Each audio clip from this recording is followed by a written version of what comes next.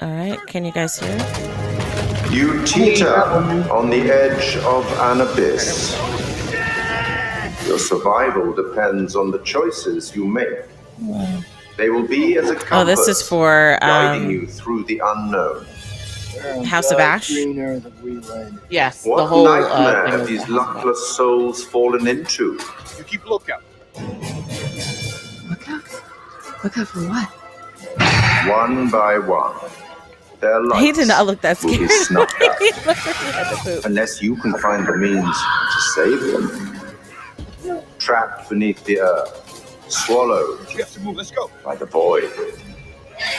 Will you find the path to salvation? Or be lost in the darkness Yikes. forever? Okay.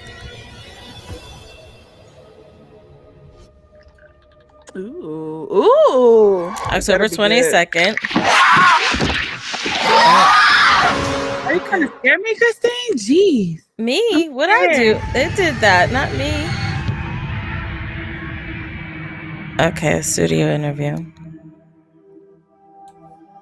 We're here at Supermassive to talk about the next game in the Dark Pictures Dark anthology, Yeah, Dark House of Pictures. Ashes. I'm joined by exec producer Dan. How you doing? Hello. Thank you for joining us. Right, Really cool. so let's start at the very start. We're going to be talking about House of Ashes for most of the interview, but for those that don't know, tell us about the Dark Pictures anthology. The Dark Pictures is a series of narrative, story-driven, branching horror stories. Each one is standalone. They each tell a different story, completely separated from the others, but within the same universe. So there is connection between them. House of Ashes is set at the end of the Iraq War in 2003, with links 4,000 years ago that set the story up. So tell us more about the Well, I'm interested theme to see how they themes, all are I going to suppose, come within, together. House of Ashes. It starts off with a military unit. They've got some new technology that can look for weapons of mass destruction underground. They think they've identified something in the Weapons Zagros of mass Mountains in destruction. I Iraq. haven't heard that And phrase then in as so part long. of that, they come into conflict with an Iraqi unit. Then there's a pitched firefight, and then the two groups are plunged underground. There's an earthquake of some sort, and it's revealed that there's a hidden temple underground. These big, massive structures, but Just giving these us the different whole groups plot. are all separated. Radio contact is lost, and they're submerged in this black darkness. Where on God's green earth have we landed? And then they're going to start hearing things and seeing things, and people are going to start disappearing. Just happened. So this time, it's a very real threat. All of the Dark Pictures games, they all pull something from real life or from history, I from love that facts. pink hair. What's the case with the myth or historical part of House of Ashes? So we love looking at and reading myths and legends and stories and doing our research, and we know our fans love it as well because there's something that they can link into afterwards. And I love doing that when I'm playing games or watching movies myself. So this one's set 4,000 years ago, the Akkadian Empire, and this terrible evil that happened. We had this self-proclaimed god king, Naram Sin, and he essentially cursed his people. He sacked this temple and brought famine and devastation to his own people. And so a lot of the history is lost, but we've done a lot of research about it. And then we had a lot of happy accidents that linked into the story we wanted to tell. And the fun thing for us is we get to do our own take on it. We get to twist it, and obviously we've made our own truth from it. I can't wait At to the end play of this. the sneak peek, the trailer, we saw I love the last one. monsters. Tell us a I bit did more too. about what's going on there. The military unit that you're playing as, they don't really know what they're coming up against. They're not human. They're bigger, they're larger, they're faster. The team aren't going to know if there's one or two of them, that's the whole or plot, hundreds though. or thousands. And that's kind of the threat. They're just giving But away like- most of guns. the game. Maybe they But could like try the and take one faux of them plot, down. because like with each But maybe of them, there's another one what around you the corner, see is or not maybe there's a what's group of really them, and going maybe they're on. gonna So get I'm ambushed. interested Maybe to they're like a see cluster. Exactly, And they yeah. all come what's out the once. shadow Yeah. plot. And it's been really fun to work Right. on and see these things move around and how horrific they can be. They're different to us. They perceive the world in a different way. Getting little snippets of it in the darkness, and did I see that? Was it something that moved? Or is it actually just one of the other soldiers that's stuck in the catacomb? See, Who's there? We like to try and misdirect people on things, that Yeah, did we you know. see something, did you not? And that's a great I thing hope within they horror. kind of You actually think you're step gonna be away scared right from now. that, We're not going to like scare you now. We'll scare you in a minute. You're not hallucination, expecting like it. all of that. I would like for this to be Always. like So should we a expect real a huge amount monster of for power one. in the game? like Until Dawn. Definitely. We Until love to Dawn do was it. straightforward. It's Yeah. fun for us to work They on. haven't topped It's horrific Until as Dawn. it is, and we know that our fans no, love they it as have well. not. So yeah, there's No. at least 60 unique deaths, and there's a whole ton of variation. They've tried on to that as well. recapture it, So though. Merwin and some of the others, you're going to Hopefully they see get it right this time. different things happening to them depending on how you play it out. You know, getting ripped and shredded and torn, and because there's a firefight, there's going to be bullets flying as well and all kinds of stuff. And it's not just the deaths, I wonder it's if the gore that goes along with it, psychological thing will be you know, lots of blood. PTSD. Wicked. This sounds absolutely Hopefully terrifying. not. That's how it was last time, though, right? Not gonna lie, man. In a way. What differences In a have you way. made or changes Yeah. have you made to the gameplay and mechanics for House of Ashes? We're always evolving the Dark Pictures. We listen to a lot of the feedback from our fans and also our team, what they want to do, how they want to push things forward. So we tried some stuff in Little Hope with more camera control, 360 cameras at certain parts, and we've really leaned on that again, and it really works well. In House of Ashes, lots of the game is set underground, and so these sort of corridors, which are really tight and oppressive. Creepy. Yeah, indeed. So we've had to learn, because you take away the fixed cameras, and that takes away some opportunities for horror. But we've had to learn new tricks to scare people and ramp up the tension and That scares me even the chance more. for jump scares, which we know some people love.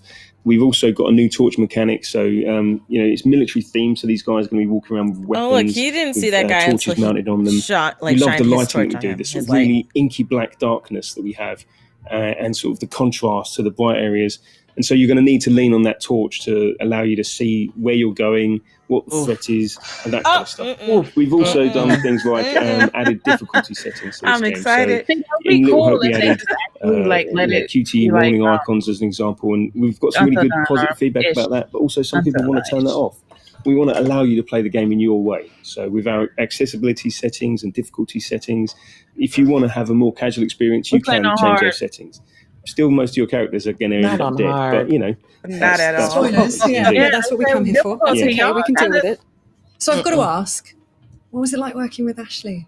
So Ashley was fantastic. She researched Rachel. She understood her when she came on the set. Oh, She was okay. so refreshing. She knew her inside out. And Rachel is a flawed character, so she brought that through so fantastic. The rest of the cast were fantastic as well. Yeah. We're looking for Joey.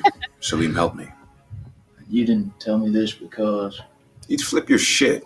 We want you to connect to these characters and understand them as humans. We want them to seem real because they're real to us. We spend a long time designing them, and I don't mind if you hate any one individual character because you don't like everyone in real life.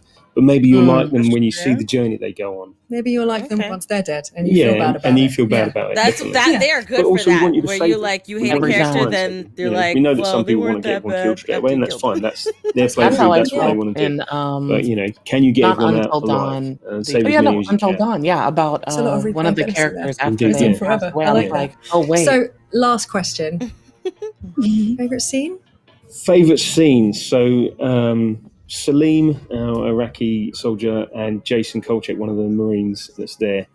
There's a way that can play out, and a sort of contest between them, and you can make it go in a number of different ways. The enemy of my enemy is my friend. It's really emotional. Seeing them film it, I was lucky enough to be there, and then seeing that come through in game, I think we've got something there. I think that's gold. And then, of course, I love scaring people. So I love the jump scares. I love the moments of tension that we bring. We can't hold you in that moment, so we've got some fantastic jokes in You there slow as your well. roll there, lady. Allow you to relax for a moment before we scare you again. Clip Take your everything. mind off the imminent threat. I like that. Dan, thank you so much. This has been really cool to talk about, and I'm sure, I'm excited and terrified in equal part, and everyone else is just excited, I'm sure of it. And it's been a real pleasure to speak to you, and I can't wait to get it into people's hands. It's going to happen. Hey. I'm rooting for this game. I really am. Like, I want this to be good. Oh, I like the collectible. What a collectible looks dope. And stickers. Mm-hmm. Okay, so it's coming out everywhere October. We're getting a lot of games in October. Before we dive into We are. House of Ashes, see how scared you got. Of course, Wait, we so want to thank that's- Razer okay, for so being it was one of just the gonna be E3 just 2021 sponsors. Of course, giving us these about, just about House House of Ashes. Ashes. Right. 3080 built right Oh, in. okay. Of course, the Razer I thought it was taking going to that. Thank you be so much. No, I'm taking that. a little bit Okay, more. well, we've done it before. You know what? I'll take the hand. But I guess But I'll that's... take House of Ashes, though. I'll take... I think that was a good interview. I guess I was expecting like more of something, Mm-hmm. So how'd you guys feel? What are you guys like takeaway for this particular showcase? Well, I want them to win. I really want this to be good because they had a really good thing going with not Man of Medan. Man of Medan stunk. I didn't like Man of Medan whatsoever. But y'all, the first game. What's the first game? Until Dawn. Until Dawn. Yeah, Until Dawn was everything, and they kind of like dropped the ball. So I really want this to like go in their favor. It's going to be a really good game to play, especially it coming out on Halloween. So y'all know I'm really big into horror games, so that's really going to be like on my list. It's probably going to be a day one, even though I should learn my lesson because Man of Medan was so terrible. But I'm gonna give it another shot, you know. And I feel like you really don't like Man of Medan. Man of Medan was awful. God, awful. It was the worst of the whole series. It was all right. I'm happy they're not making it multiplayer too. I think that's where Man of Medan kind of like fell off, is that they were trying to force it to be multiplayer. Like, I'm happy that they're going back to single player roots. Well, from what I've seen, they didn't say anything about a multiplayer. Hopefully they don't. But yeah, I'm excited for it. I like Little Hope multiplayer. So I mean, Little Hope. I never played Little Hope. You didn't play Little Hope was fun. That's what I was gonna say. Okay, no spoilers. I ain't gonna say anything then. You should play it. I didn't play. You play. I heard it was I mean, bad. it does have the two players. Christine and I played it together. And it was, I felt like it had like, it was kind of, after a few of the jump scares, you know what I mean? After like the late whatever the jump scares and stuff came, it was kind of repetitive. But the storyline was good. I like the storyline. But after like a couple of jump scares, you know, you kind of like, oh, and stuff like that. But as far as like the co-op portion, I felt like because we weren't together.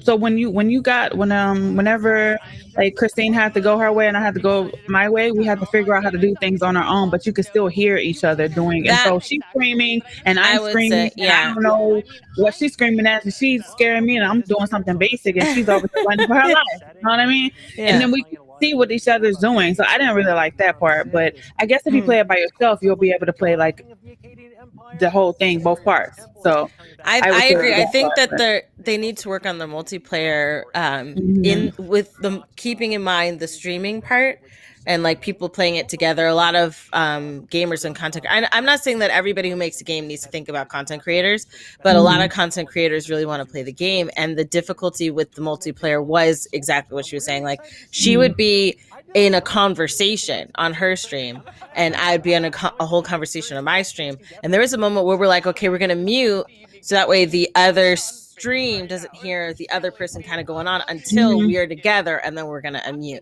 So it even though it was something that I wanted to play and I mean I had fun, I didn't like where I had to be like, okay, she's got something going on separately than what I'm going, you know, and then we flip-flop characters. That's the other thing. Like you don't stay as the same character the whole time. So let's say she was having a conversation with one character, later I end up playing the character she was playing and I don't know what they talked about or what the conversation they had. Yeah, you have to make decisions. So yeah, I had a similar experience playing it with someone else who was also a content creator, also a streamer, where there were moments where you had to kind of like navigate when to mute, when to listen, and trying to like see what they're also seeing, and we kind of figured out a way to do it. But outside of like what you said, like game companies trying to cater towards content creation, I think the idea of the multiplayer within this world is really fun and interesting.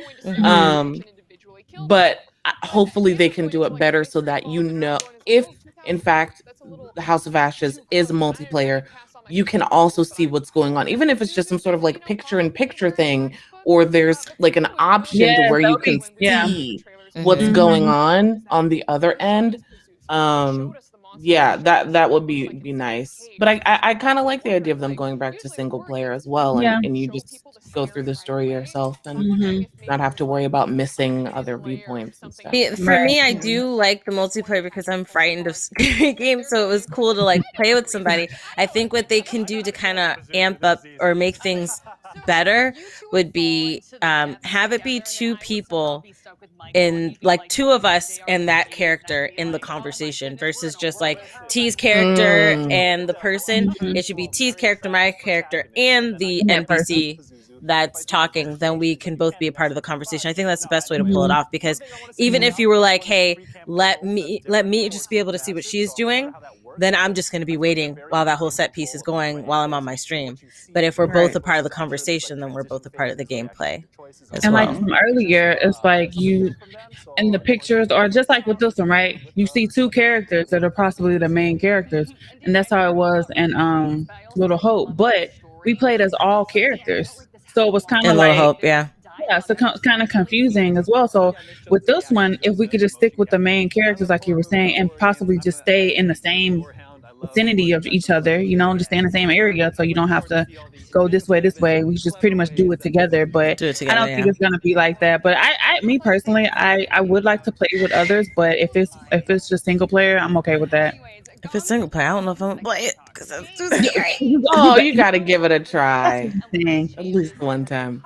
You're gonna be fine. It's Until Dawn broke me. Until Dawn was so sad. Like at the end of it, I lost. I only survived three characters. Same. Everybody else died. No, everyone else died. Yeah, because I misunderstood. Like when she had the option to run, I was like, oh, because it was run or wait. So I was like, oh, maybe if I run, the rest of them run out. I didn't realize that, no, when you run, whoever else didn't run before you dies. I was like, oh my gosh, I lost so many people. I made the whole game where everyone survived in Until Dawn. And I was like, yes, we're gonna get through this. Like, we're gonna make it. Everyone's gonna live. Like, that was the plan. And at the very end, I killed everyone. If you all know how it ends, at the very end, I was like, it's like quick time. So you're just like going. I'm like, all right, everybody out. And nope, everyone just dead. And I was just like, oh man. But it gives you replayability, which I do like from their games. Yeah. I think it will be cool if you do multiplayer, that if there's an option for multiplayer, that there's also an option to like see the story from someone else's point of view. So you can play the game over again, but maybe the interactions are different or the scares are different. Something like that would be really, really dope. Hi, how you doing? My name is Randall. What was the character that you wanted to save? Because mine was Emily. I don't care. I like Emily too. I like Emily. Everybody hated Emily. Emily gotta die. Okay. Why everybody hated Emily? And I think she's one of the people that survived in mine.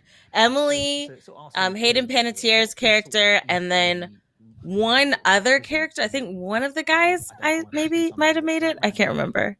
I just remember the first person that died in my stream, and my stream hounded me, was the black guy, and it was like, wow, oh, girl, you can't do that. Yeah. I was like, oh, I was like, you know what, you can go.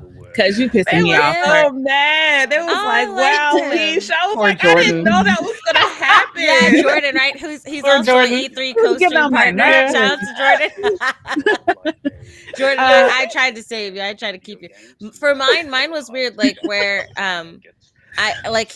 there was some I guess decision that I made or didn't make in their conversation before they fell, because I know like there's a certain decision if you make when they fall, you know how you think she's dead but it turns out she's still alive, and then for him, he just got grabbed up for me, and I don't know what decision I should have made to make sure he stayed it, but he died for me too. Actually, you know what? I think he was my first one to die too. I'm sorry, Jordan.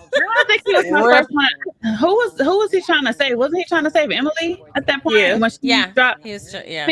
See, he was still alive with me. I forgot how he died, but I was just like, see you later, sir. But Emily died, so I was so sad for her because she made it almost to the end, and then wait, can I do a spoiler or no? We've been spoiling basically. Yeah, pretty much. Yeah, the game ends how you make it. So yeah. So what happened? Everybody could die. Yeah. The conveyor belt. Do you remember that part? And she had to jump over that little. Yeah. No, she had to jump over that little grinder thing. And I made a mistake and missed the button. And I was like, oh, she gonna be fine. And I didn't know that she was gonna just get grinded up like that. I was wrong. I don't know what I thought. But I killed my Poe Emily. That's the only Rip. person I wanted to save. But you know. What were you gonna say, Cleo? No, I wanted to save Sam, but I was wrong actually. My first death was Jess when they're in the cabin having that argument, and then some. Yeah, so she was my Jess first and again? like only. Jessica was the girl, the kind of like the mean girl. Right. She was that guy's girlfriend. She was also But she was from they were- Camp Rock. And this is funny, some of the Disney characters. So she was from Camp Rock, and then Jordan was from that Teen Beach movie. I never got to see that one, but it was on Disney Channel as well. And then you've got Ashley Tisdale from High School Musical. Yeah, and here, Supermassive, give me a call, okay? Yeah. Well, whoever the chick that was the annoying one, I was like, you can go. That's what she's talking about, Jess. Yeah, so Jess was my first death, and then at the end, everybody, I blew up that whole house on accident. She blew it up. I blew up the whole on accident. So you didn't I say really run? wanted. Huh? No, that was the problem. If you say That run is the too problem. early, and that's how I lost a lot of people, because you're supposed to wait and then somebody goes. Then you move a little bit, you wait, somebody else goes. I didn't Yeah. realize that. Because when I saw the rhythm, I was like, "Oh, they're running out. Okay, bet I'm just gonna run." And when I ran after two people left, I ran, and I lost that guy, Mike. I think was his name. Yeah, Mike. He made it right to Mike the died. end. He died too. I Yep. loved Mike. Mike was a good He was one. the He was one a who good flipped the turnaround switch story. for me. So I was like, okay, somebody got to be sacrificed to save the person I want to save. I wanted You gotta go. Rami Malek to live. Like until I didn't, like I felt really bad for him because it's his sister. So like the whole Right. start of the game, I was just like, oh, like protect him, precious baby. Yes. And then like when everything unfolds, I was just like, oh, okay. This all man right. is You know what? I Craig. think I actually saved him. Or does he But he automatically was die? There's two. justified. There's two. You have there's two different endings. One where you save him Did I save and him? he's just in the cave, but then there's another one that if you don't find, like when you're, I think Emily, and if you don't look at all the diary pieces and stuff like that, then either Emily or Sam, if you don't find the particular diary piece from the sister saying it's her, and in that conversation you don't say it to him, then he ends up dying from the Wendigo. So there's He two. dies in the water. He died in the water for me. For me, Yeah, he you're right, for the lasted water. till the end, and at the very end, he survived. And then she just ends up taking him, and then later on, he becomes a Wendigo. Spoiler alert! If you got that ending, Yeah, there's so many ways it can end too, which is Yeah. great about how Bandai does this game in general. All of them, there's so many different ways, and I had a lot of people in mind that were like, "I've never seen this happen in any gameplay." So they do a really good job of that. They do. Do we have There was clips one of you game that they blowing up the had. house? Do we have clips of that? I would like to see the clips of you blowing up the house and your reaction to that. Do we Do I have that? have a clip of that? I don't even know. I'd have to find it. This was when I first started streaming. So Oh, I'll have to Me, find I it. remember I cried when I lost some of them, and then me and my husband were like, you know what, we should do like a memorial video. So we made a memorial video playing End of the Road, I think. oh gosh. And it shows all of the different characters that we lost. If I find it, I'll put it in the link Oh of my this chat that we're in. Okay. I want So to that see people that. can see it. Yeah, I did a little memorial video, and it's honestly, I'm not gonna lie, it's still a little hard for me to watch because it was my so fast. Not just until we go. Did you like? Is it like slow mo and all that? Did you like do like the black and white like in I'm motion? gonna get it right now. Please. I'm That'd gonna be get it so right good. now. Do I need to So get my that you guys tissues can see. out? I know, right? I'm like, I can go get my tissues if I need to. Right. Like, Oh yeah, it's right here. Hold on, getting that link right now. now that song's gonna be stuck in my head. For the rest of your days. Thanks Okay. so much. Thank you. All right, so I'm putting in the BTS chat for you guys, and then the stream chat. You guys can hear or see it. Wait, don't play it now. Don't play it now. This is gonna get copyright. Play it. Watch it after. Watch it after. You can I hear see it? it. Okay. Yes, I heard it was loud. Oh, I didn't know.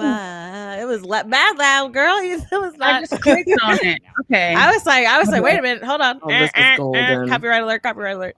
No, make sure you watch it later. Tweet me what you guys. Okay, there we go. I muted it. What you guys think?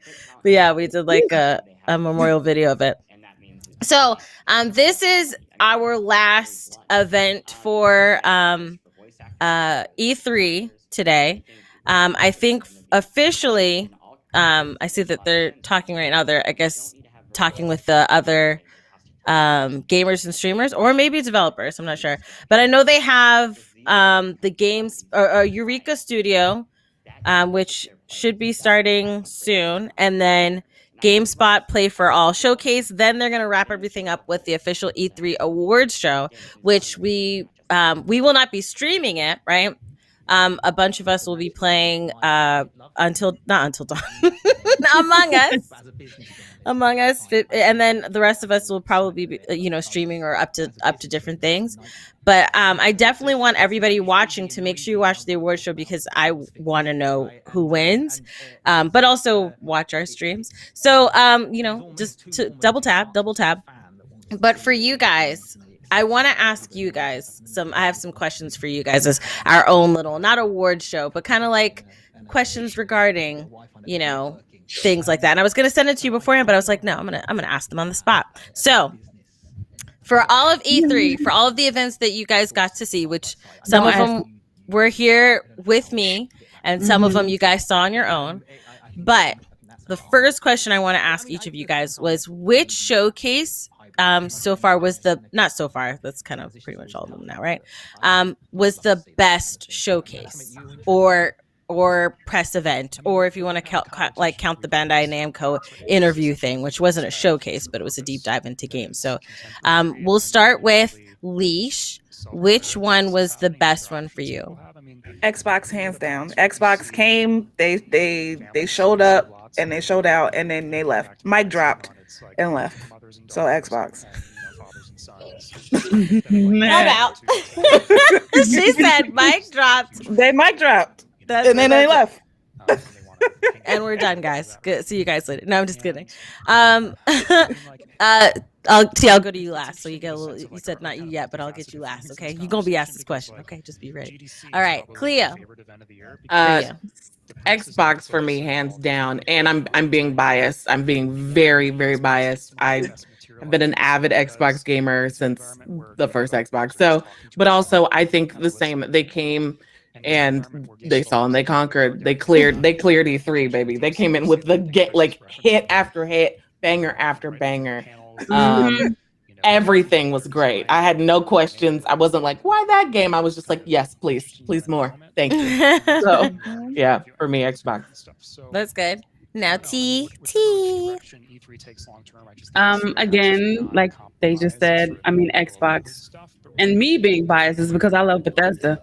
If you put Bethesda in there, it's gonna be them for me anyway. But every time I hear Bethesda, it's synonymous with you for me now. I've known you for a long time. It's like, not just with Bethesda though, just the Game Pass. Like, just think about these games are $70 a pop, right? Or $60, $70 a pop. And I understand that over time the Game Pass will add up. But if you can't afford the $70 at the time, $70 for one game versus, I don't know, 50 games on the Game Pass, I don't know, for $15 a month, and you can cancel it at any time. I mean, you can't lose with that. Good deal. It's a good deal. So it's a great deal. But like the showcase, like I want to play Redfall, representation. Yeah. I'm all for textures. I was like, Sean, you did that. He was like, did we do good? I said, you did amazing, sir. You out here. Like, keep doing what you're doing now. Well, that'll be later. They don't know who Sean is. You want to tell them who Sean is? Sean is the senior manager for Bethesda.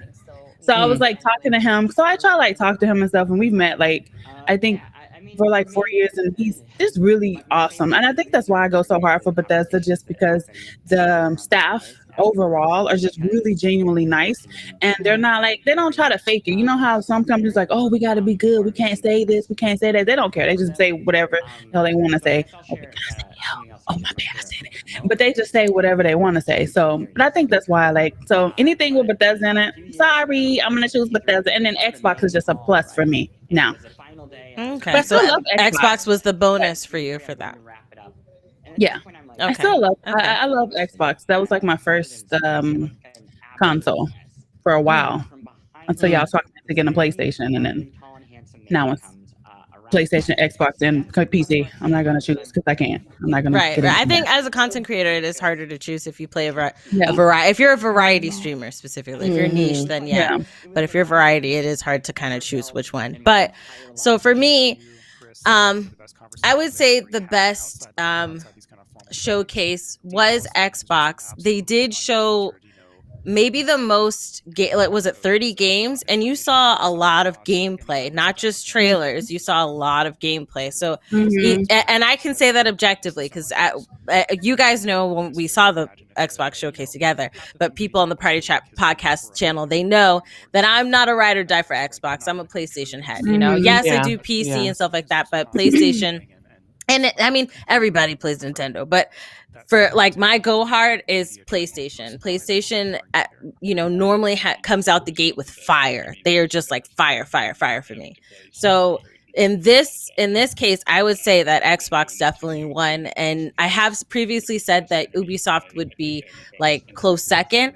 But I would have to say Xbox, they win it for sure because they did have the most gameplay. Like you saw not just cool trailer, but you saw actual gameplay. And then a lot of stuff that they're coming out with is really cool. So as a showcase, they won.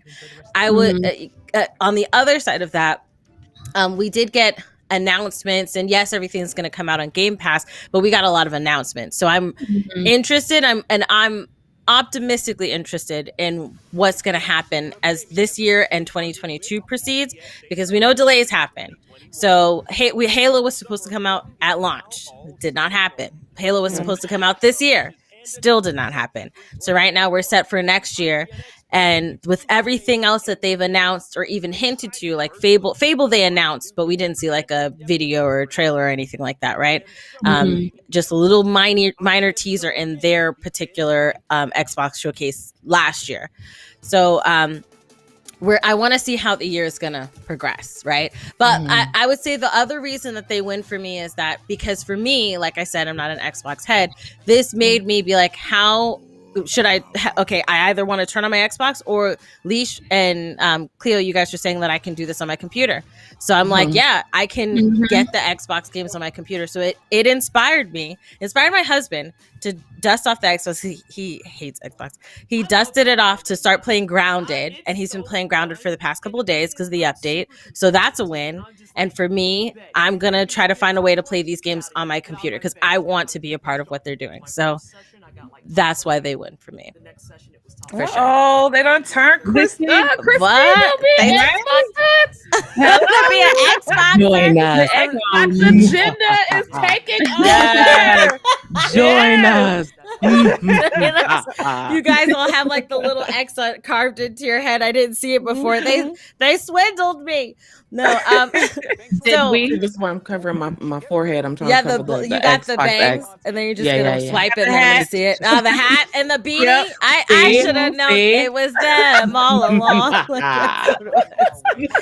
So, the other question I have, forehead, bro. I bet we good. Can't forget me. the three games that from the showcase that you're most excited to play. Cleo, we'll start with you. Redfall, Halo. Oh man, there's so many. There are so many. That was like, let me just do it. It's a lot of them. To three. Everything on Game Pass. Breath of the Wild 2. Guardians of the Galaxy. I'm trying to think from each presentation. There's at least one game from every presentation that I want to play. But you have to choose three. You have to choose three. Okay, Redfall. Making it hard for you. Redfall, Halo, and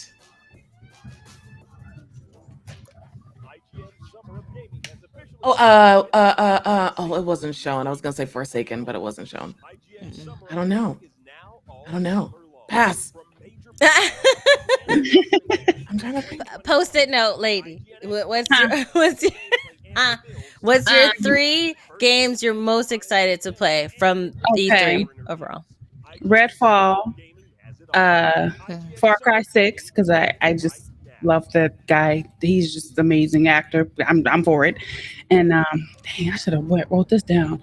I just had it. You made me forget. I know this is weird, but I want Just Dance, baby, because I'm a Just Dance That's fan. weird. I'm out here, Just Dance. The Todger Call, that thing had me like excited. Yes, I'm super that's what excited had me. for that. When I saw it, I was like, yay! Yeah. So Leash, what are your 3 games that you're? I know one of them, possibly. Okay, I'm not gonna say it. I'm not gonna say it. I'm gonna let you say your list because I'm gonna see if it's on the top or just adjacent to the top 3. But what are your top 3? My top 3, Legend of Mana. That's what I was gonna say. Legend of Mana, yeah. Legend of Mana, and it comes out in a couple of days. So y'all, She ready? I am ready. Legend of Mana, Redfall, of course, and this is hard because I like all of them. I want to say Halo, but I mean Halo's already. I feel like that's already a given. So Redfall, Legend of Mana, and that game. That kind of looked like the 8-bit style. It started with an R. I forgot what it was called. Reception. Replace. Yes. Yeah, I'm excited about that. I really want to like get my hands on that. Like that looks really good. It's a good off-stream game to play. For me, Zelda Breath of the Wild 2. That's number 1. It was enough for me to bring my cookie out. That was number 1. Yeah. Number 2 would be Second Extinction, not Extinction. Sorry. I'm mixing games. Rainbow Six Extraction. That's what I meant to say. Rainbow Six Extraction. Number 2. And number 3, I'm really excited. I'm really, really looking forward to the Guardians of the Galaxy game. I'm really looking forward to that game. I'm excited for the play style. I'm really excited. I love Marvel MCU content, and even though this is an MCU, it carries that same feeling. So I'm excited to kind of dive more into these characters, and the battle system looks pretty cool with the whole ordering people to, attack and stuff like that. So I'm looking forward to that, for sure. But I'm really excited. Like it is. I would say this was a tough year to find just 3 games because there were a lot of games. That we have honorable mentions. Okay, 2 honorable mentions. Go ahead. Okay. Are you gonna do yours? I'm trying to think. The Mario and the Rabbids. Okay. I like the Mario and the Rabbids. And I'm gonna pass it to Cleo. How you gonna say honorable mentions and only got 1? It's wow. So many I can't think. No, go Cleo. Cleo gave her honorable mentions when she gave a 6-game list. I know. I forgot. I remembered the one that I'm really excited for is Tiny Tina's Wonderlands. Oh, Wonderlands. Yes. That and the one that kind of looks like Left 4 Dead. I'm looking at my notes now. The Anachronistus one that's on the spaceship. I'm interested to see how both of those are gonna go. Yeah, it's like Left 4 Dead, but it's on a spaceship. Also, Blood Hunt. There's so many. There are a lot. There are a lot of games. And a lot of them coming out during like September, October. Yeah. Holiday season. Yeah. The end of this year is going to be jam-packed with games, so we're all going to be ready. And it seems like a lot more of, we got a mix. We've got some multiplayer games, so we'll still see more collabs, and then we've got single-player stories that a lot of us are going to be really looking forward to getting into.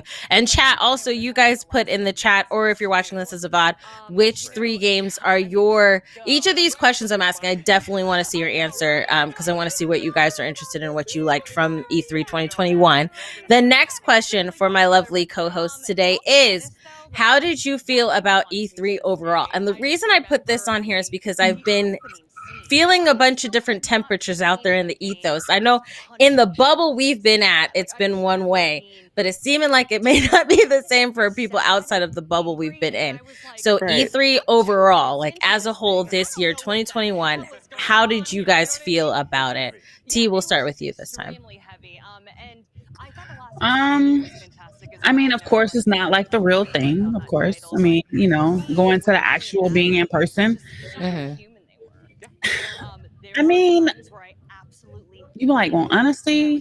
Do I need to be Yeah, good? honesty. I mean, Okay. don't be like Yeah, I feel honest but like not toxic. That's it. That's okay. So I Can we feel scale it though? Can we scale it like on a scale of 1 to 10 so that way? oh yeah, yeah. Go ahead, scale it, 1 to Yeah. 10. So on a 1 to 10, thank you. Ooh, you saved my life.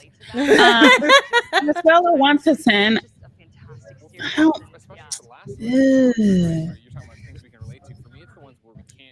a 7 maybe. I Okay. would have said a 6 only because of the Xbox. And I feel like, I mean, just the stuff that we had to deal with, not like just us, but just like the portal stuff, right? Because that aspect was like really important because you needed to, even if you weren't signed up for the influencer or the content creator, still as a fan, you should have been able to go through the portal and see everything that you wanted to see and stuff like that.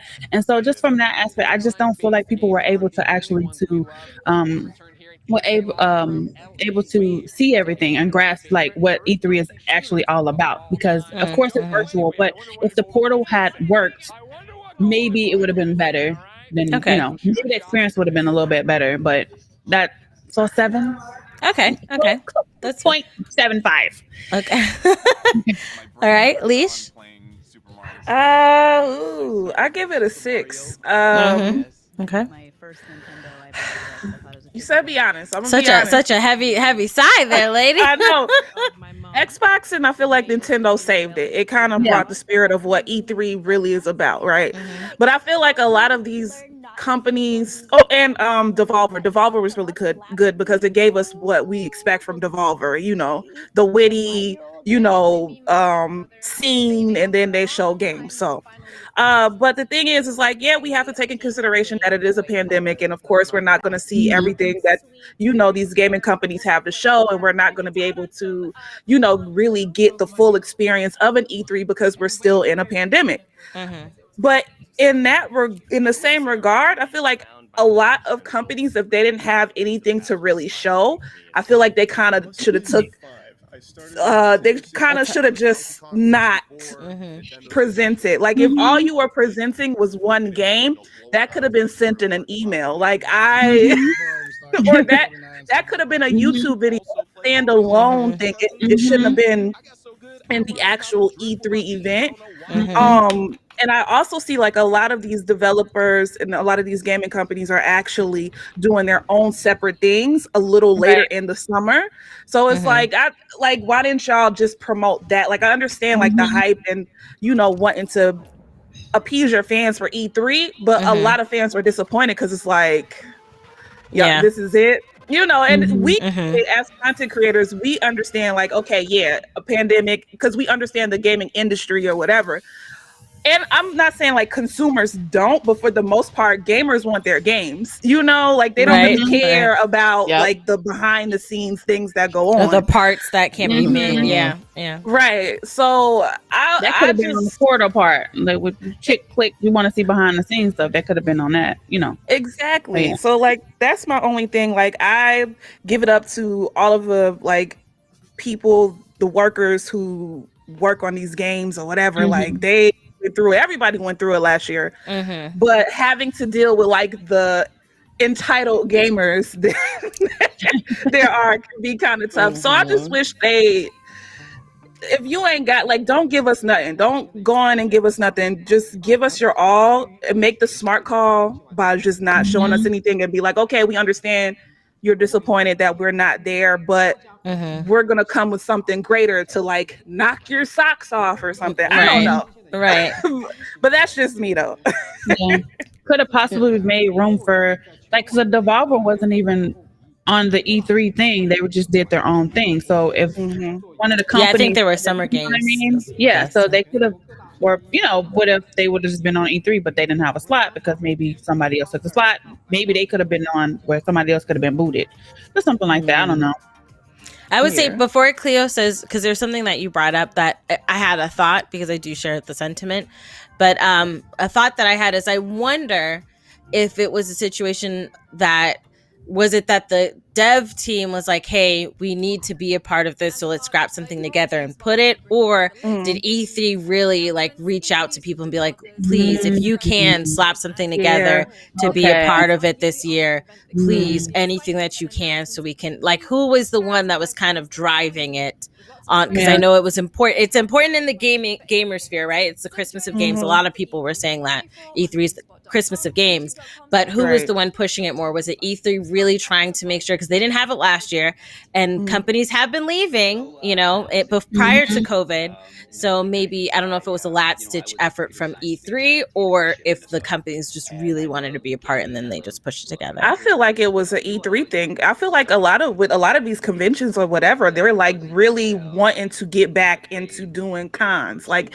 even this year, like you see like a lot of conventions still booting up and being like, okay, just wear y'all mask or whatever. So I really feel like E3 was like, please, y'all, we need to still be relevant. Like we can't take 2 years off. Like this is not, they're not going to stand for this. So, I mean, it did get us excited about what, like gaming, like it's like, okay, yes, we're getting new games. Yes. But at the same time, I just really wish certain like companies were just like, you know what?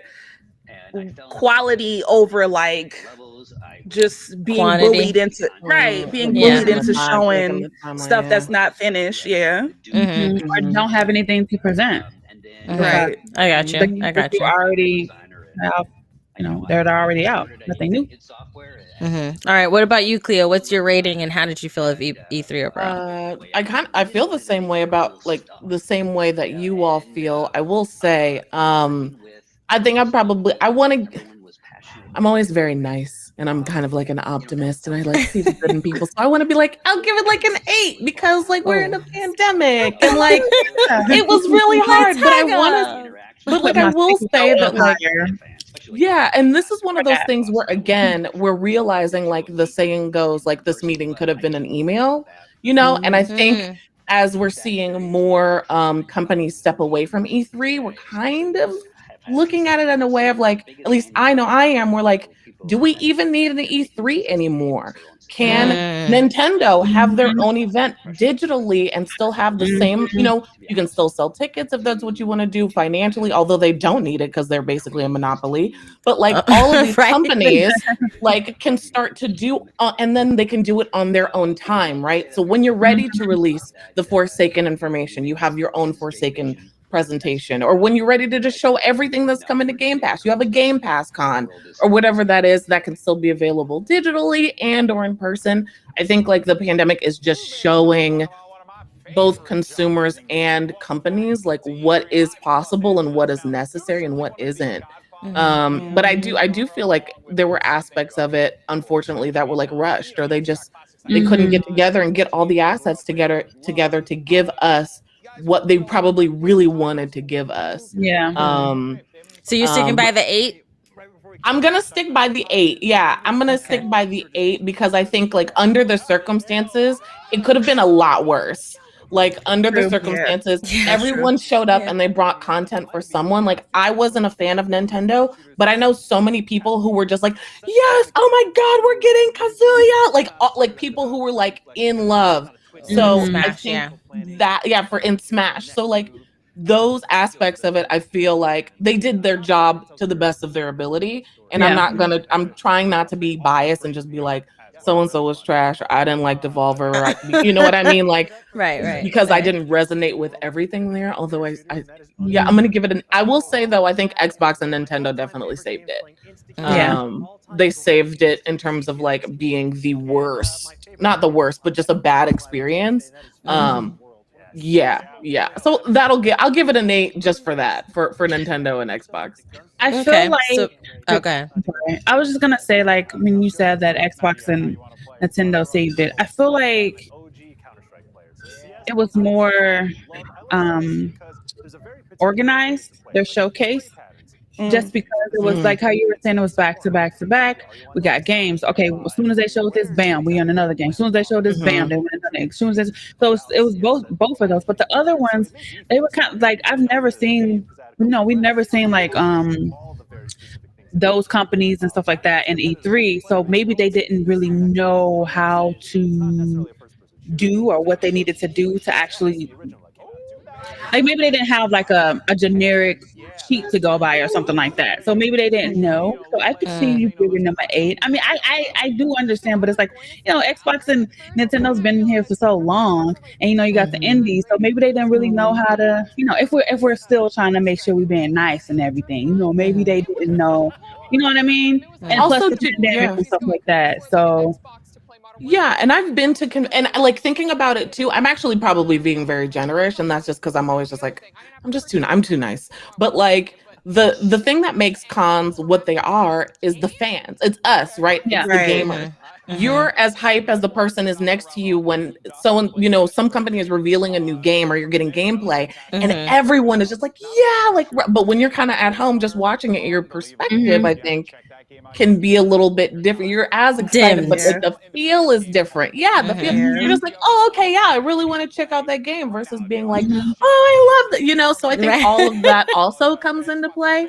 I don't know, like if I would have a different rating if it was in person and we got the same show, but in person, seeing our friends, like stuff like that, Yeah. I would say, so for my rating, kind of opening what you were saying, and y'all sleeping on Ubisoft now. I not one mentioned Ubisoft. I keep Ubisoft forgetting. was like, Ubisoft was great. They were on the first day. They were like, so they were great. For me, I agree with Leisha's number. My number is 6. 6 is my number for this. If we were doing an A through F thing, I would have said a C, right, for this, because like Cleo was saying, it could have been worse. It could have been worse. That's an obvious thing. You still pass. Right. You still pass. C's get degrees, baby. Yes, C's do get degrees, and hopefully E3 learned something in regards to what transpired this year, kind of overall, like everything in whole, including what it was like to be a partner. I think it, like you guys said, it was definitely a rushed situation. So since this was something new that they were doing, they were building that portal from scratch. They were trying something new. So because of that, there were a lot of hiccups and a lot of legalities that they had to fine tune. But because of that, it suffered a bit, in regards to the portal making and the use. Even as I feel like it was difficult no matter what sign in you had to really navigate through it. Like, you make the avatar, that's cool and all, but then when you navigate it, it's a little bit limited, right? And versus how it's been in the past and what it was like to go there in person. So I, with what you're saying in regards to being there in person, and if the same show, I think it would have been better because you have that exactly what you said, the aspect of the people beside you really loving a game, and you're there, that company, and you're like excited, you're hyped, you're in LA, you're like, it's the summer, we popping, and then you have all of that together. I think it would have elevated the grade. Since we're at home, we don't have those things to kind of distract us from what we are seeing. We just have our pay attention to exactly what we're seeing type of thing. And I feel like for us, like the showcases, right? I agree that, okay, for me, Ubisoft, Xbox, they saved it. Square Enix also saved it for me, coming in with the surprises, like Guardians game, and then the Avatar game, which I'm really excited about. What is Avatar, Ubisoft or Are they the one? Or Avatar Square Enix? Is Square Enix. Okay. So that's really quick. I was gonna say there were some things that were definitely rushed from what we did see, like Capcom, baby, I love you, but that I don't know if that was necessary, but it could have been, like we said, what if they were like really like pushed to do it, like, Capcom, please, we can't do this without you, and they're like, fine, we'll just throw something together. Devolver, even though I feel like they were definitely rushed, I love the idea of what they did. Execution had some, bumps and bruises, I would say, because it was a level of it was so satirical that it was confusing as to you're in this showcase where you're essentially selling games, right? Or a movie, which some people did, or a product, which some people did, right? You have Game Pass, which is a product, right? So they were so satirical that I was like, okay, I'm confused now. What is it that you're actually trying to sell me so I could get excited for? It was fun to watch, right? And I was laughing and I was like, what is happening, right? But at the end of it, I was just like, okay, I don't know if it did not, like I went to the website, but I didn't go back to try to research or look through anything. I was just very thrown off by it personally, and that could just be me. But I do feel like when they said Verizon was there, at first I was interested, but when Cleo looked it up and said it was a keynote about how 5G moves gaming, then I was like, I don't necessarily need to co-stream that. I don't necessarily need to gather my friends and be like, hey guys, let's do this event, you know? So the co-streaming aspect I feel like made it better than if I was just watching it. I mean, me and my husband could be hyped, but he's way more critical than you guys. He would he said E3 was trash. Oh yeah. Oh, he would have gave it a straight 2 if we lucky. So it would have taken away from it. So we did have fun channel moments, you know, streaming it together, getting together, watching it together. Yeah. But I give it a C, and I do hope that they learn from the bumps that they kind of came through with this. I definitely want to amend my rating, I think, with a more critical mindset, and also thinking about it like in terms of being there physically versus watching it digitally. I think if I was just watching this by myself, especially, you know, without you offering to like allow me to do this with you, I think I probably would have even given it a lower grade. But like thinking about it now, I probably would put it at like a 7 and like a C. Okay. Yeah. And also I misspoke. Avatar was Ubisoft, not Ubisoft. Okay. Yeah. Okay. Yeah. So not to sleep on them, but they I just feel like as with going to the con at E3, that's what you usually see. Like at Xbox, that's pretty much what you probably would have saw, except like the people on stage and talking. Well, hold on. You're going into the question, so I'm going to ask and I'll let you go first. My next question was going to be, how does this one compare to past ones for you guys?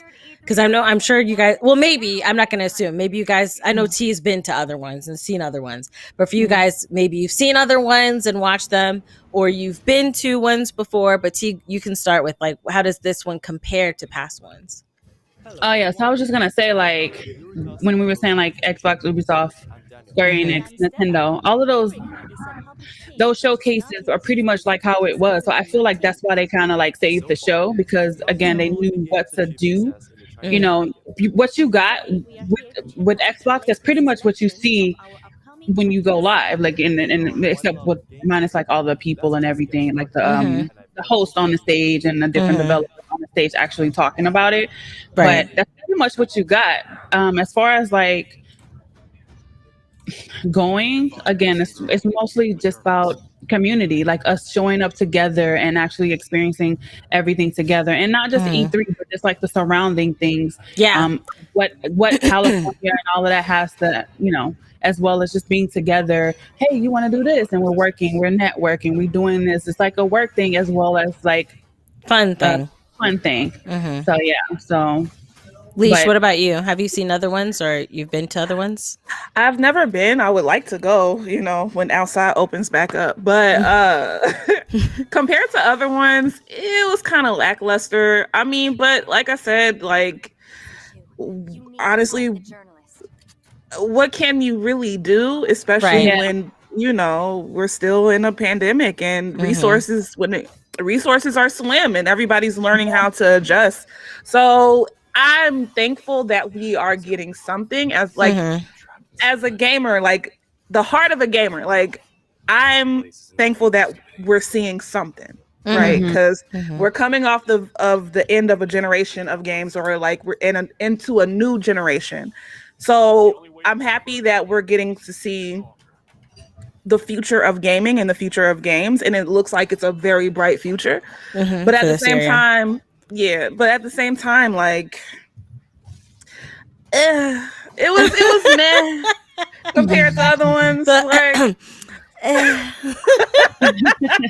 you have to be honest, and because this is the thing, they do watch, and to a certain degree, because I don't feel any of us are being disrespectful at all. We're not being disrespectful at all. We're just sharing our opinion. Right. Right. That's exactly. So go ahead. Yeah, so Speak you your have to truth. be honest, and it's constructive criticism at the end of the day, Right? Because at the end of the day, I'm still going to watch E3 next year. I'm Right. still going to, watch all the other events that's happening later on this year. Like, so not to knock any of the developers and any of the companies that presented this year, because I'm still going to at least buy a game from each company. At the end of the day, they're going to have my money. So, right. So it's just, constructive criticism. Like, and I'm pretty sure they know. They just had to use what they had available. Yeah, they know. Twitter did not. No, Twitter did hold not back. let anything pass. No. Okay, No. I remember we did Capcom, and literally while we were saying how we felt about Capcom, I can't remember who it was, but they went on Twitter and they're like, "Yeah, Capcom's trending on Twitter." Yeah. Twitter did not. So, Cleo, what about you? How did you feel like this compared to past ones? I've been to other conventions before. I've never been to E3, but I've been to like Comic-Con and stuff like that. I know that it's just a different vibe. You're especially whether you're in New York or LA, you're always on the go, right? You're going from the airport to the hotel, meeting up with friends for the first time. That's like you're just constantly like endorphin. You're always like really hype and happy. You're barely getting any sleep. Hype and happy. There's parties at night. Like you're seeing someone with a crazy, Warhammer cosplay. Like there's so much the cosplays are happening. amazing. But really the last thing I think people are thinking of is like even getting gameplay. Like you can get 5 seconds of just like the Fable title and you're like, oh my god, Fable's coming, and then you're off to the next thing. Like the experience is completely different, and I think like it's difficult to give that same feeling digitally. It's difficult to do that when you can't even be in an office for almost 2 years. You know what I mean? You have to go from planning a physical event to then transferring every activation you had planned, every gift and giveaway and shirt and like things you had planned has to now be condensed into a 5, 10, 15, 20 minute segment. So that's why I think I try to like, I try to be like, I understand you guys, but also it's as a consumer, like as a viewer, I'm also like, I wanted more. Like this is frustrating. And I know it's as frustrating for them to have given that presentation, right? Because you're like that. I'm sure they're looking at it like this is the best that we can do with what we had, but like this is not my best work. And they don't want to represent their brands like that. But my hope is that like the games themselves, the games speak for what the company stands for. And we're getting so much more diversity. We're getting so much more creativity. We're stepping away from like these standard like fantasies that we've had over the past couple years. So those are the things I'm trying to be a little bit more excited about. I don't think this will be like the lowest point in I think E3 history in terms of presentations, in terms of like a showcase. Not saying that it's horrible, but just in comparison to what we've had and what we're probably gonna get, even digitally, what we're gonna get. They'll learn from this and grow, and they'll have more time because God knows what next year is gonna be for us and like where the world is standing. But I know they're starting today, right? They're starting right now on saying this is where we messed up and this is where we can improve. And hopefully they'll also have their own smaller showcases. Like we got today with Bandai, we only got a House of Ashes. Maybe we'll get something for, all the stuff from Ubisoft. We'll get their own special showcases and stuff, and we'll get more of that. But yeah, this one was just, it was rough. And I'm sure they're all like sitting in the back, just like, yeah, man, well, so 2022, huh? How are we, let's start planning. I feel for them. I do. I feel for them. And then the fangirl in me is just like, this sucks. I wanted more. I wanted better. Yeah. And we deserve better, but they can only do so much. So So kind of with what you guys were saying, and then along with some of the sentiment that's been said in the chat, I've been to one E3, but I've watched E3s in the past, and in the digital space in regards to showcases, I will have to chop this up to pandemic and rushed, because I've seen, like in 2019, I saw when PlayStation had that very intricate where people had to go from place to place to place to place for their showcase because they were doing a lot of Last of Us stuff or Last of Us 2 stuff and sneak peeks and things like that. And Xbox had this great showcase that they had. So I've been the watch at home E3 attender and the physical in-person E3 attender. And I feel like this year definitely lacked on the sitting at home and watching, because part of the excitement for those who are not there, because it's easy, like you said, when you're there, they can show 5 seconds and you're just hype and happy because, like you said, you're meeting new friends and creators that you've been playing with probably in that year, and you're meeting in person. You're going out to eat. You're doing other things because they have parties every night. They have like different developers are having parties. They're having events.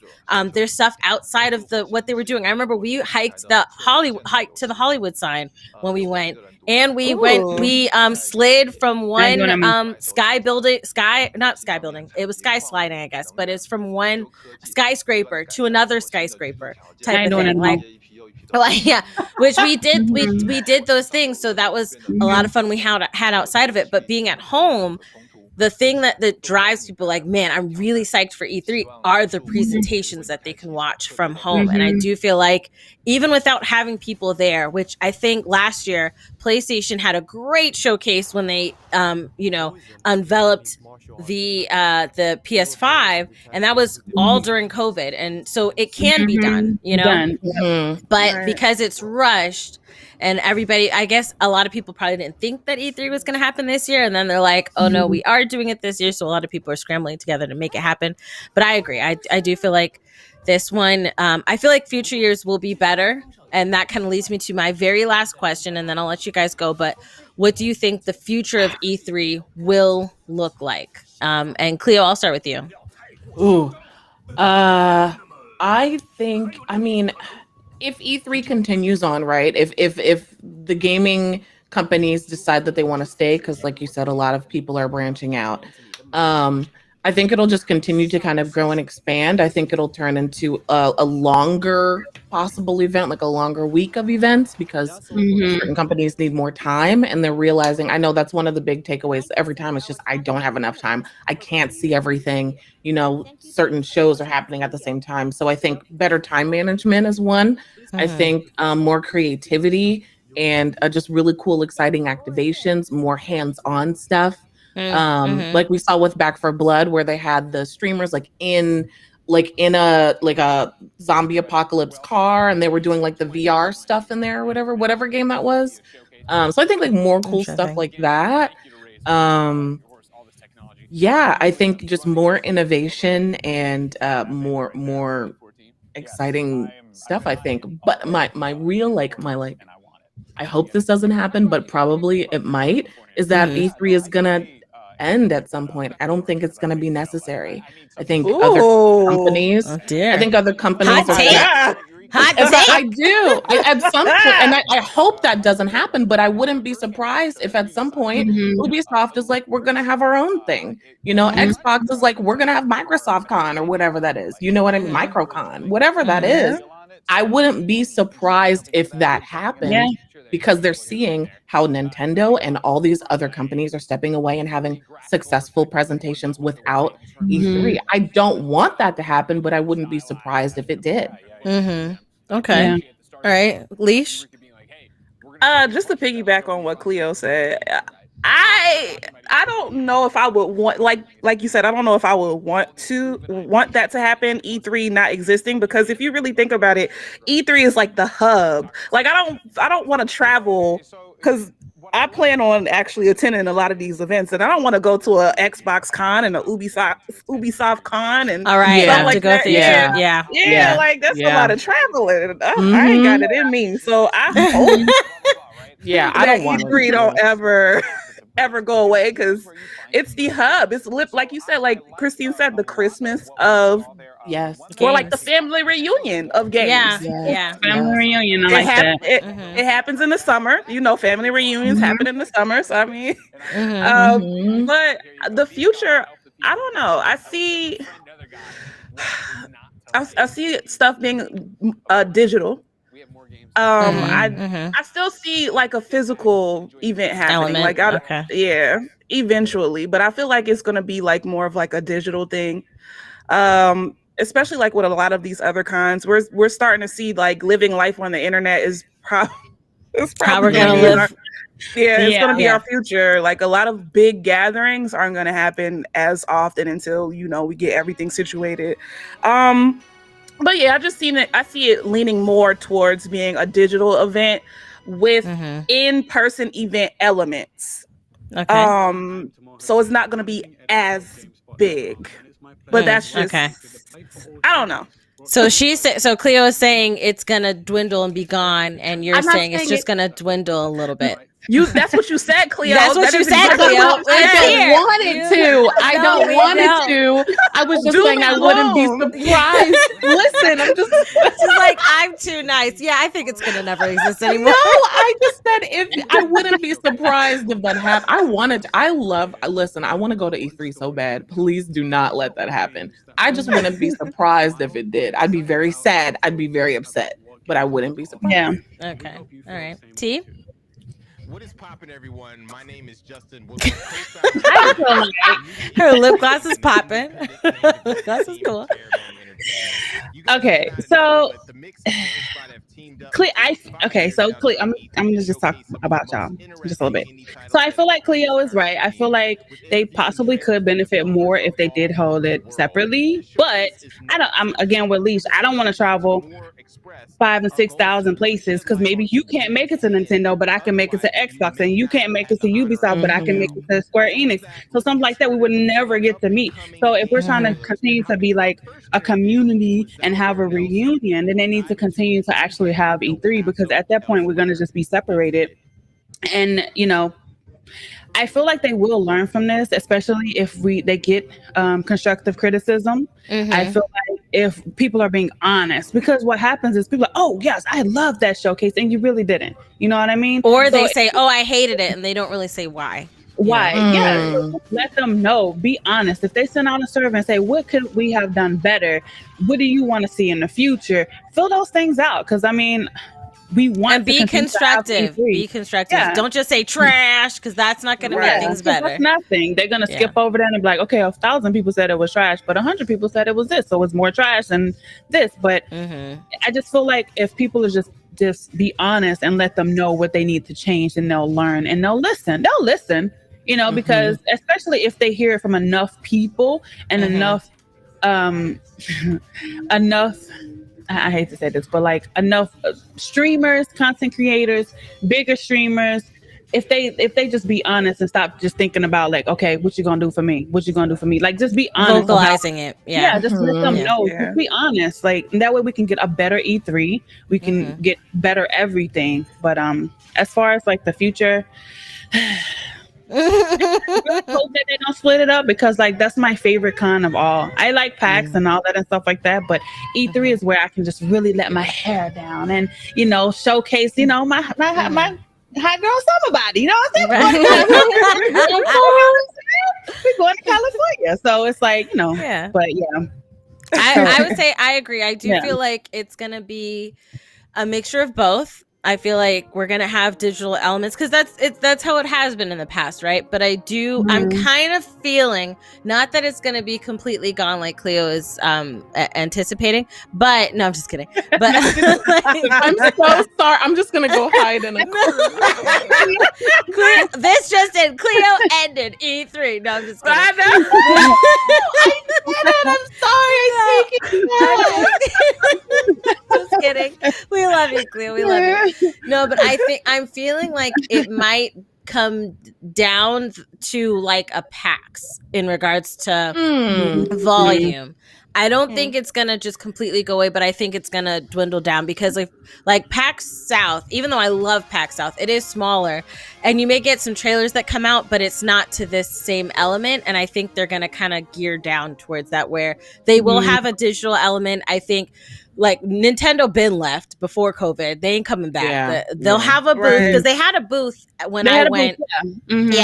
But they just didn't have their conference there. They just had their own direct like they did today. So they're going to keep that going. PlayStation stepped away as well. I do hope that in the future, PlayStation does have something, maybe plan around that a little bit, PlayStation, and not in the aspect of forcing, but maybe some of the stuff that you guys did earlier in the year, maybe just save it till now, and have that presentation now. And have it around the same time, right, like how they did. Yeah. Do you think there will? Oh no, I'm sorry. Go ahead, T. No. Go ahead, and I'll talk when. Go ahead, because I think just we're was asking. She said you were talking about condensing it so much. Do you think they'll do an East and a West? Like they'll break it up regionally? No, I don't think they're going to do it that way. I think that they probably will have, because since there's PAX East, PAX West, PAX kind of has that down. And then there, it's not the only thing. Summer Games Fest, right? And Summer Games, they were talking, Jeff Keighley was talking about like if it were to have a physical element, how it would have like a small type of gathering type of thing, and then having the digital side like it's having. So I don't think that it'll spread. I don't think the people at E3 are going to spread to two parts of the US, but I do feel like the convention, because it was the LA convention, and that thing, like the LA, it wasn't in one room at the LA convention. It was in many rooms. At the it takes 4 days for you to, and it's, even though we had 4 days and we were there all 4 days, we still did not get to everything. And so I think that is going to dwindle down. And not only that, it's not just at that convention center. It's so you got the surrounding LA. Surrounding LA, you traveling, it's still within the same area, but it's like you going maybe 2 miles just to get to this one, or maybe Devolver maybe down the street, or maybe you'll have Tiny Bill in this other area, but it's still all around the same date. So it's still E3, but they just doing their own separate thing. So that's what I would like. Hopefully PlayStation comes back to that, but I don't know. But just have it around the same time, so that way we won't have to June whenever, or they may do it in July. I don't want to have to go to LA twice, because it costs a lot of money. It does, especially from us on the East Coast.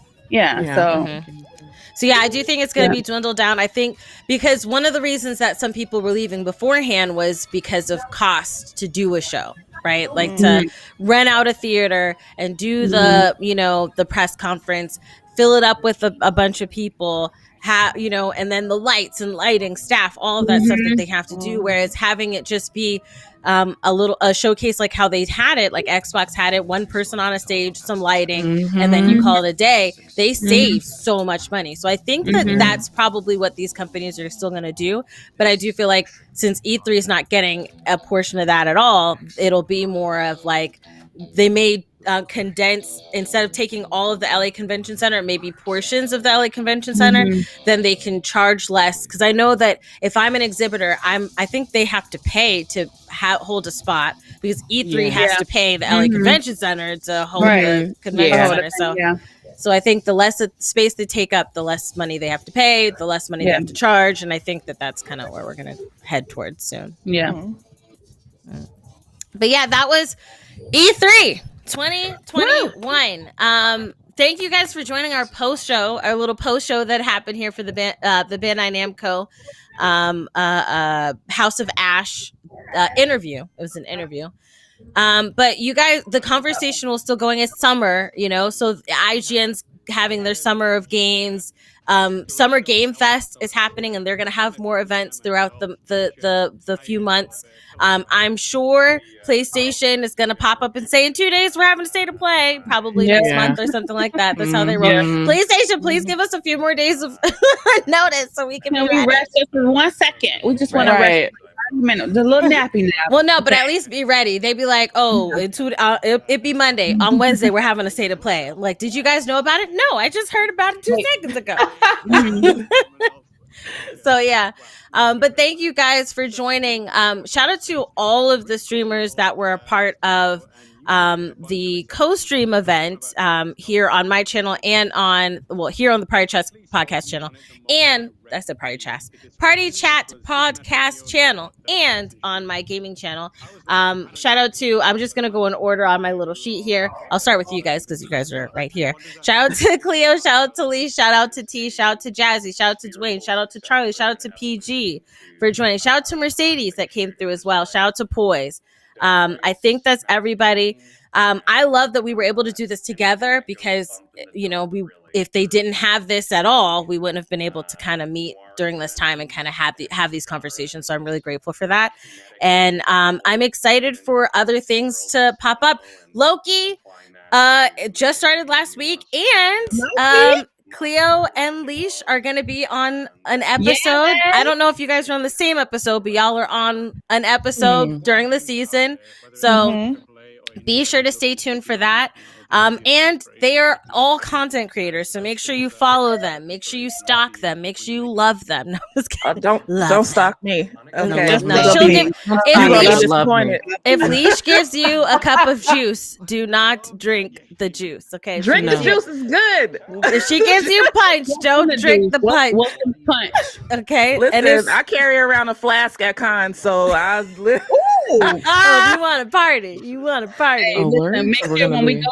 When you got that jungle juice, just go ahead and mix me up. So let me know what you need, and I'll bring it to you, and we can just mix it together. Listen, she'll be the ingredient gatherer, and you could be the mixer. Look at this. Look at this.